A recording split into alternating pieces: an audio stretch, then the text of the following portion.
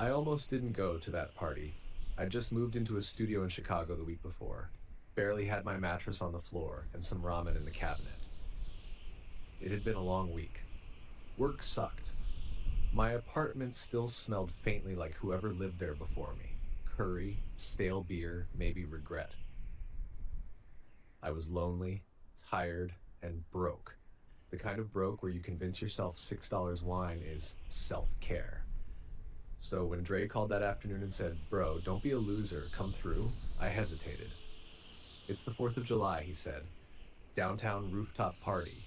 Beer, girls, fireworks. Come on, Leo. You can be sad tomorrow." He was right, honestly. I needed a night to not think about rent or my busted AC unit. So I grabbed a six-pack of Modelo and headed downtown to some three-story brownstone Dre's friend Dean had just moved into. He said the whole third floor was getting turned into a party pad. Inside, it looked like every other city party I'd been to. Fairy lights, Bluetooth speaker playing Travis Scott, solo cups everywhere. The air smelled like sweat, cologne, smoke, and cheap fireworks.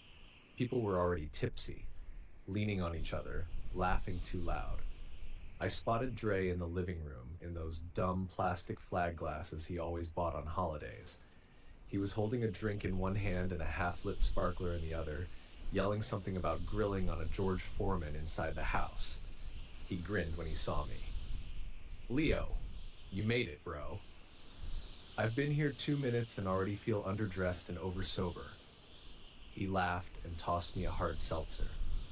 "Come on, let me show you something insane."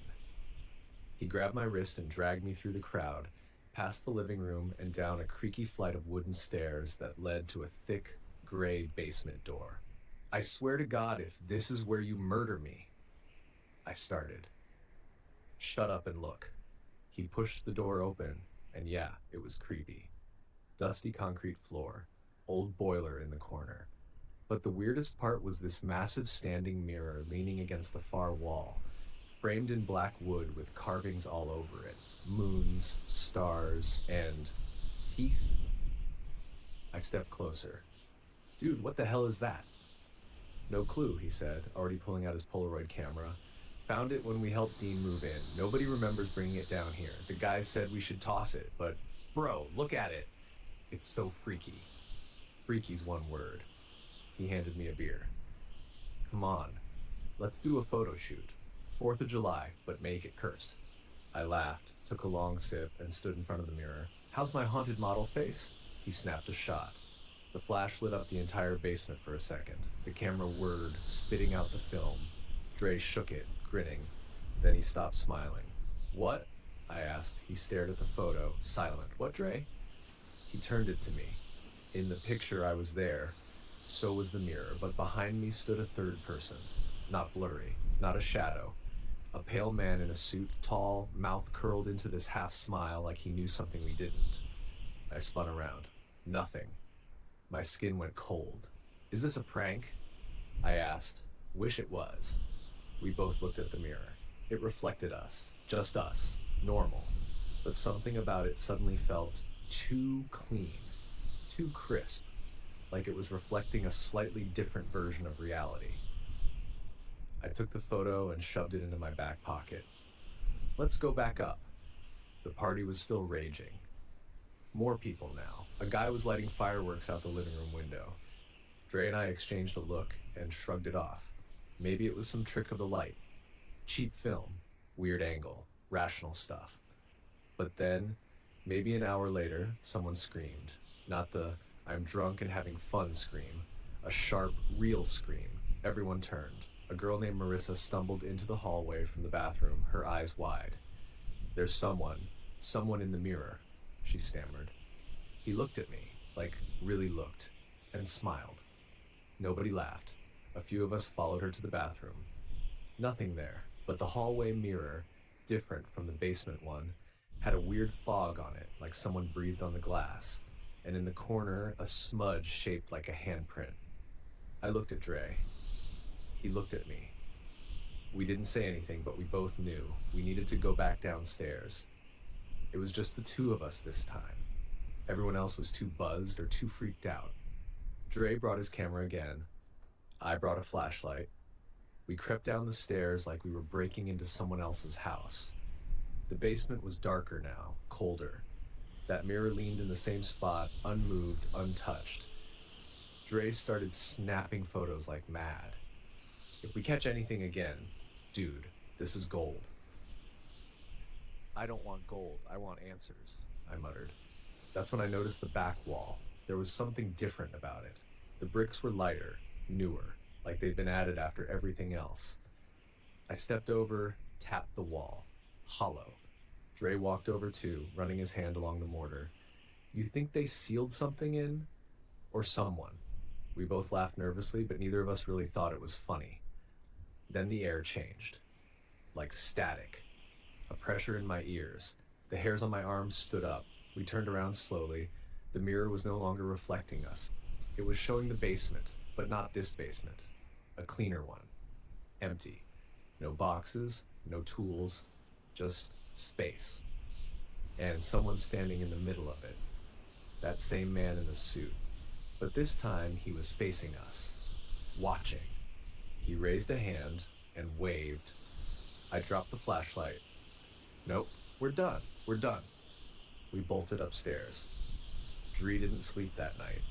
He stayed in the living room, scrolling through articles about haunted mirrors, old stage magicians, anything that matched.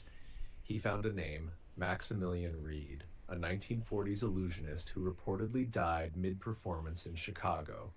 Vanishing act gone wrong. No body ever found. He'd performed in the exact neighborhood we were in now. The next morning, one of the party guests, Jordan, didn't respond to texts. We figured he was hungover, until someone found his phone, still recording, in the basement. The last 30 seconds of video showed him walking toward the mirror, muttering something about a weird reflection. And then he wasn't in the frame anymore. Just static. We called the cops. 2 officers showed up, Officer Morales and Officer Kenner. They were polite, skeptical, asked if we'd all been drinking. Dre showed them the photo. They didn't react much, but they agreed to check the basement. The mirror was still there. Normal, now. They poked around, knocked on the brick wall, said it didn't seem suspicious enough to break it down without a warrant. Look, Morales said, if your friend doesn't show up by tomorrow, file a missing persons report. But so far, nothing here looks like a crime scene. Dre snapped. You didn't see what we saw. Kenner raised an eyebrow. And what's that? Something wrong. Something pretending to be real. They left shortly after, told us to lay off the internet. That night, Dre went back into the basement alone. He didn't tell me. I woke up to a text. I need to know what it wants. By the time I got there, he was gone. The mirror was cracked. No blood. No note. Just one Polaroid photo on the floor. It was Dre, smiling, but not our Dre. This one had empty eyes, and his hand was pressed against the inside of the mirror. I called the cops again, same officers. This time when they checked the basement, they noticed the wall. It was different. Slightly ajar.